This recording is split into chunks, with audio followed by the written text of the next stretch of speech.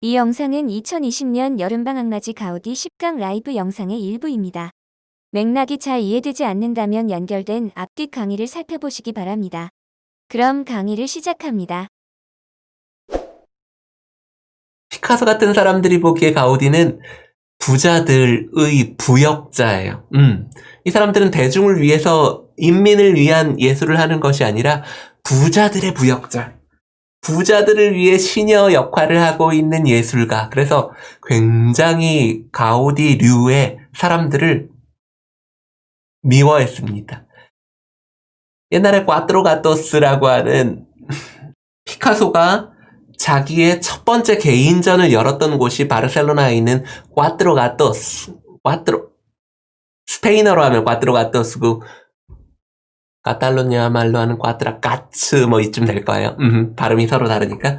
스페인 말로 꽈트로가토스라고 말하는 네 마리 고양이라고 하는 피카소의 첫 번째 개인 전시회가 열린 그곳이 원래는 모더니스트들, 그러니까 피카소류의 사람들이 모였었던 곳인데 그 류의 모임이 끝나고 난 다음에는 가우디류의 건축가들, 그러니까 부자들한테 부역하고 기독교 정신으로 무장한 사람들, 그 사람들을 하나의 그룹으로 막 묶고 있는 것이 가우디 책 읽어보면 가끔 나오고 있는 성 루카스 예술가 협회라는 게 Asociación de Artistas de 산육 예술가 협회라는 것이 이 피카소랑은 대비가 되고 있는 기독교 정신으로 똘똘 뭉친 부자들을 위해서 부역하는 사람들의 모임이라고 생각하시면 됩니다. 여튼 가우디는 어떤 사람이 보기에는 부자들의 부역자였죠. 그래도 어떤 한 명의 건축가, 한 명의 예술가가 자기 한 인생을 살면서 유네스코 예산에 7개를 올렸다는 건 대단한 거예요. 내가 가우디를 좋아하든지 좋아하지 않든지 가우디라는 사람이 세계인들의 정신세계에 큰 영향을 끼쳤다는 것을 이야기하면 될 겁니다. 제 이 가우디 10번의 강의로 이게 기획이 되어 있는데요. 10번의 강의 동안 제가 살펴볼 건물은 구엘저택, 구엘공원 살짝 볼 거고요. 구엘 공장단지 안에 있는 성당 잠깐 볼 거고, 마띠오 주택은 원래 10개 안에 없는데 그래도 살짝 살펴보도록 하죠. 그리고 밀라 주택에 대해서는 자세히 이야기하고 성가정 성당에 대해서도 자세히 이야기하게 될 겁니다. 이 10강의를 잘 따라오시면 가우디에 대해서 어디 가서 좀 안다고 이야기할 만할 거예요. 그 얘기 안 했구나. 제 지금 여기 제가 제 유튜브 채널에 그 아이콘처럼 써놓고 있는 게 가우디 사진인데요. 가우디에 대해서 좀 오해가 있는 사람들 하나 있어요. 가우디 외모에 대한 오해. 많은 사람들이 가우디의 젊었을 때를 보고, 왜냐면 가우디가 사진이 있을 적의 사람이라 이렇게 사진이 있지만 이게 흑백 사진이거든요. 그래서 가우디의 실제 머리 색깔, 그리고 실제 눈 색깔이 어떤지는 직접 본 사람들만 알 수 있어요. 직접 본 사람들만 알 수 있어요. 그렇죠. 흑백 사진이니까요.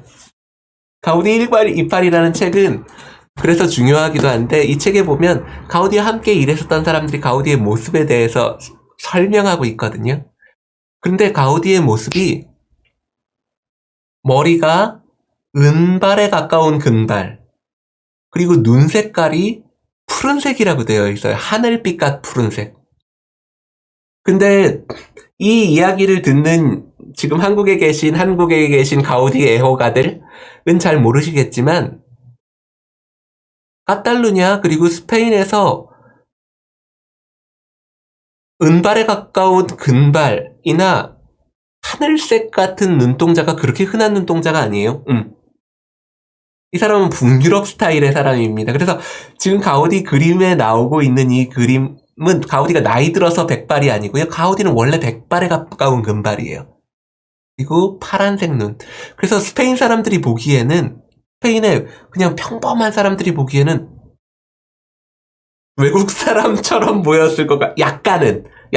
그런 사람이 없진 않지만 그렇게 흔한 외모는 아닙니다. 그래서 왜냐하면 가우디의 아버지 쪽으로 가문이 프랑스에서 건너온 가문이에요. 그래서 이 가우디라고 하는 성이 프랑스에 가면 있다고 합니다. 자, 우리가 가우디 하면 늘 떠올리는 장면은 이런 장면들이죠. 어떤 장면이죠? 반짝이는 타일들, 그리고 자연과 이렇게 어우러진 장면들, 그리고 일부러 이 사진을 가지고 왔는데 어둡게 보였었죠. 저도 어둡게 보인 사진을 많이 봤었어요. 그래서 많은 사람들이 가우디 머리카락이 흑발 혹은 갈색 머리인 줄 알아요. 그런데 분명히 글에 표현되기로는 굉장히 밝은 금발이라고 되어 있습니다. 그래서 제가 가우디 아이콘을 만들었는데 금발로 만들었어요. 이 사진을 이렇게 보면 이게 가장 티피컬한 가우디 사진이에요. 뭐냐면 촌스러울 정도로 색깔을 강조시킨 사진들. 이 포토샵 엄청 한 거잖아요. 촌스러울 정도로 색이 이렇게 강조된 사진들이 우리가 생각하는 가장 티피컬한 가우디 사진들이에요. 왜냐하면 가우디 하면 자연, 색채, 그리고 이 도마뱀이죠. 이 실은 가우디가 자연에 대한 오늘 이 강의도 제가 이름을 자연을 사랑한 건축가라고 이름 붙인 것은 가우디가 자연을 사랑한 건 진짜 100% 사실입니다. 그건 제가 그걸 거부하려는 건 아니에요. 근데 가우디가 이렇게 건축의 자연을 들여온 이유가 있을 테고 그걸 동시대의 다른 건축가들 그리고 동시대의 감성으로 그 이유를 한번 알아보자는 거예요. 이 도마뱀, 그래 도마뱀 했구나. 가우디 도마뱀. 선생님, 가우디 도마뱀의 어떤 상징적인 역할이 있을까요? 저한테 늘 그런 걸 물어보시는데 저는 건축가로서 그 이야기보다는 가우디가 이런 자연물들을 왜 건축에 들여왔고 왜 이런 반짝이는 타일들 그리고 색채들이 이 돌덩어리들에 어떤 효과를 주고 있었고 그게 동시대의 다른 예술가들과의 어떤 교류에서 나온 것인지를 이야기해 보려고 합니다. 그냥 조형적으로 봐서 이 도마뱀은 상당히 예쁘죠. 앞으로 살펴볼 이 밀라주택.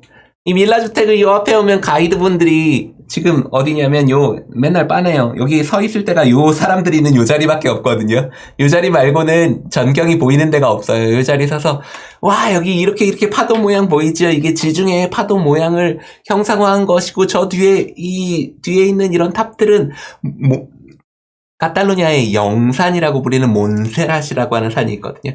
그 몬세라삿을 흉내낸 것이고 와 정말 대단하지 않아요? 이렇게 설명을 해주셔요.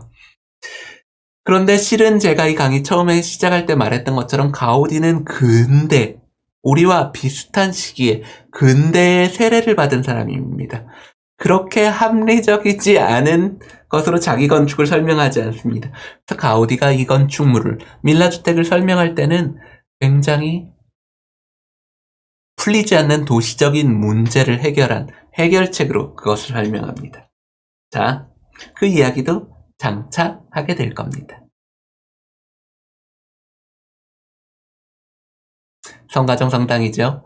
성가정 성당 제 이 라이브 강의를 계속 들어오신 분들이 있을 텐데 나중에는 좀 더 자세히 살펴볼 거예요. 여기 살펴보는 이 기둥들이 단순히 나무 모양을 모사한 기둥이 아니라 아주 역학적인 기둥이고 바깥에 보이는 이런 상징물들은 고딕 성당을 오늘날의 의미로 재해석한 그런 성당이라는 이야기를 앞으로 하게 될 겁니다. 자, 제가 굉장히 좋아하는 화가예요. 누구냐면 라몬 카사스. 라몬 카사스가 이 그림을 그린 화가이기도 하고 이 그림에 등장한 사람이기도 해요. 라몬 카사스 앞으로 종종 제 강의에 나올 텐데 자동차나 이 자전거라고 하는 동시대에 굉장히 빠르게 움직이는 이런 소재, 그런 새로운 기술품들을 그림의 소재로 삼았던 사람이기도 합니다. 이게 1901년이죠. 1901년을 한번 생각해 볼까요? 1901년을 한번 생각해 볼게요. 방금 그 그림이 1901년 그림이거든요. 밀라주택이 1906년부터 1910년 사이에 지어졌는데요. 그때 밀라주택 1905년에 1905년이 맞죠. 5년 아니면 6년이 5년에서 6년 넘어갈 때 밀라 주택을 이렇게 지을게요 하고 시청해낸 허가도면이 있습니다. 가우디가 시청에 이렇게 공사를 할 테니 허가해 주십시오 하고 남아있는 도면이 있어요. 그 도면에 보면 밀라 주택 지하에 뭐가 있었게요?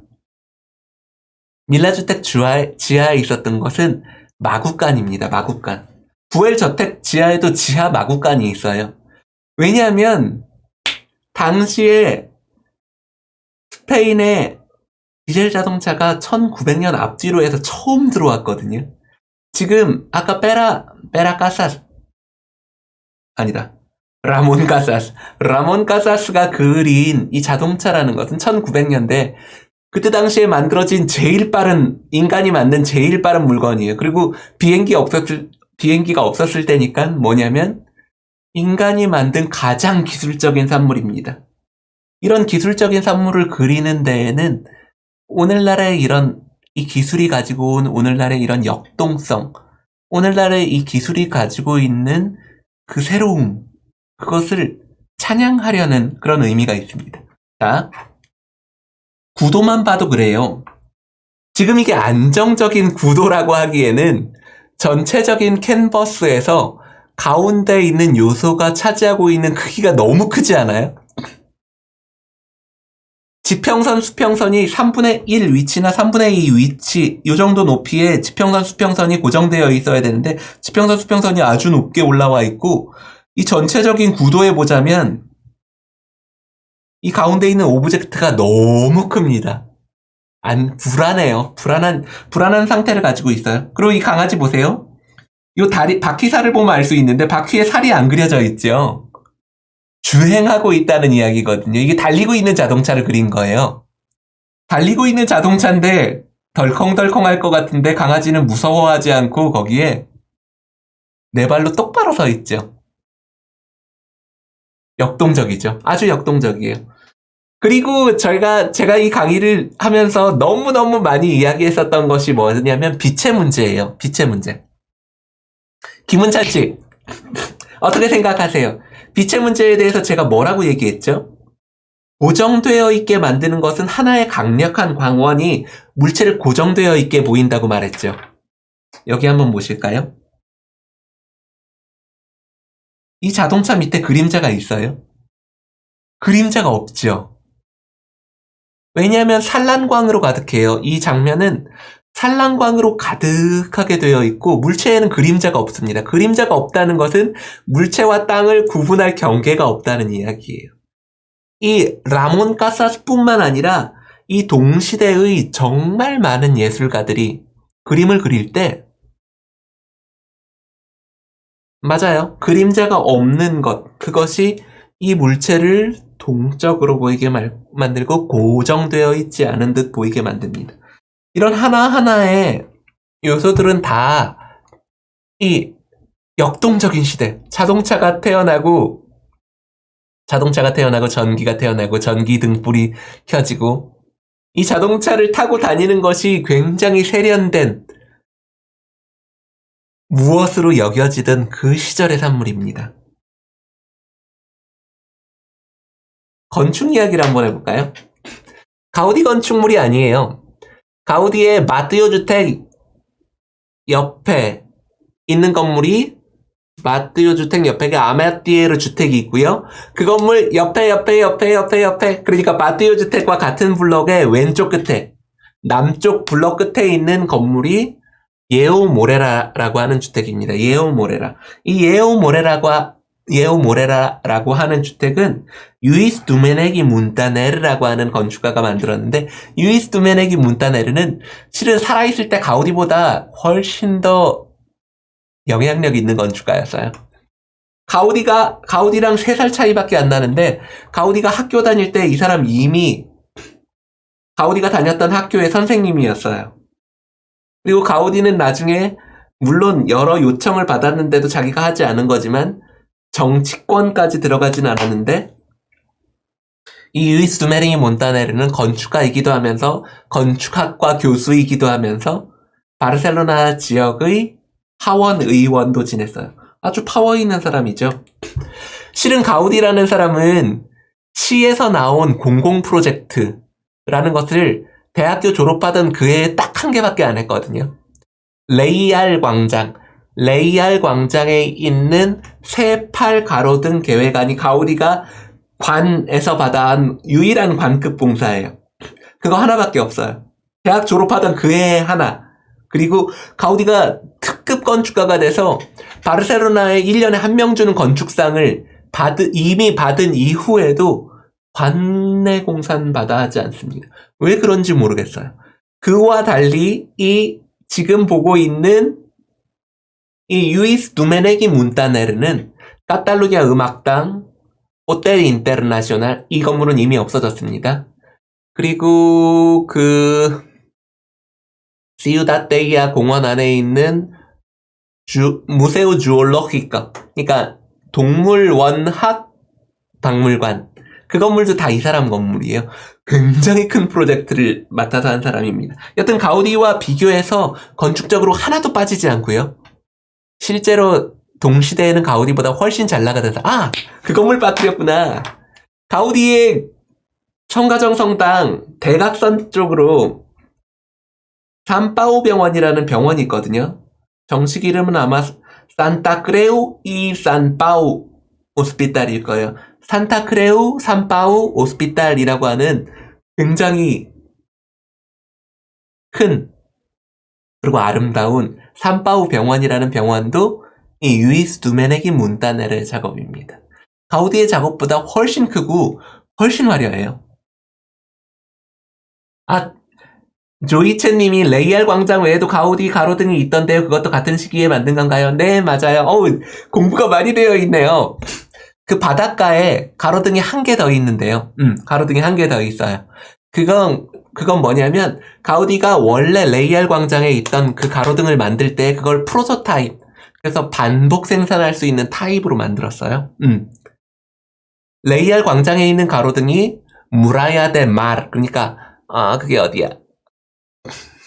바닷가에 있는 해안 성벽 쪽에 있었던 또 다른 가로등도 가우디의 가로등이라고 할 수 있습니다. 그리고 가우디가 학생 시절에 참여한 프로젝트가 하나 있는데 그것 학생 시절에 참여한 거라서 가우디의 프로젝트라고 말하기는 조금 어려워요.